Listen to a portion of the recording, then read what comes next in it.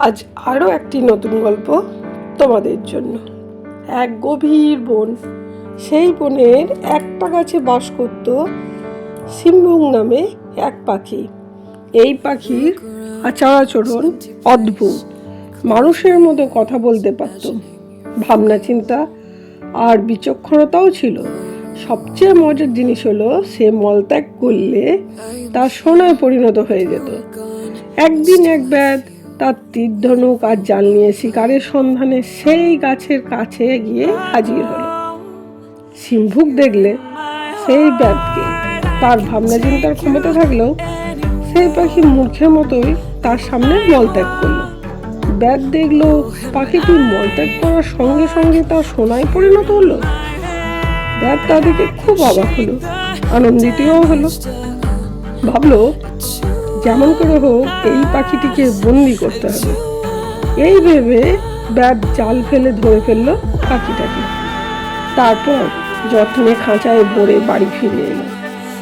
বাড়িতে এসে ব্যাধ ভাবলো এই পাখিটির অনেক গুণ, এমন গুণের পাখিটাকে কোথায় বিক্রি করব? কে এর উপযুক্ত দাম দেবে? তার চেয়ে রাজার কাছে যাই, রাজার কাছে এর উচিত মূল্য পাওয়া যেতে পারে, তাতে আমার বেশ কিছু অর্থ প্রাপ্তি হবে। এই ভেবে সেই ব্যাধ মূর্খের মতো পাখিটিকে রাজার কাছে নিয়ে গেল আর পাখির গুণের কথা সবিস্তারে জানালো। রাজা অনেক দাম দিয়ে পাখিটিকে কিনলেন।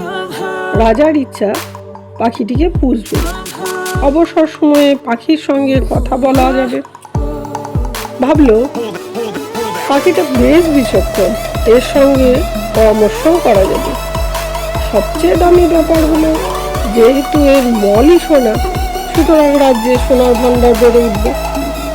রাজসভায় মন্ত্রীরা রাজার এই পাখি পোষায় কথা শুনে হেসে উঠল। তারা বলল, মহারাজ, এত টাকা দিয়ে পাখিটি কিনলেন, এটা কি ঠিক হলো? কেউ কি কোনোদিন শুনেছে যে পাখির মল সোনায় পরিণত হয়?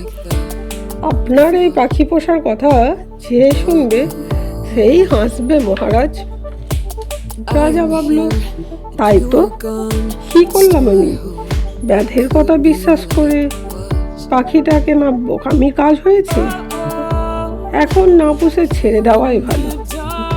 রাজা মূর্খের মতো আদেশ দিলেন, খাঁচায় এই পাখিটাকে এক্ষুনি ছেড়ে দাও। তৎক্ষণাৎ ছাড়া পেল পাখিটা। ছাড়া পেয়ে পাখিটি উড়ে বসলো প্রাসাদের এক উঁচু স্থানে।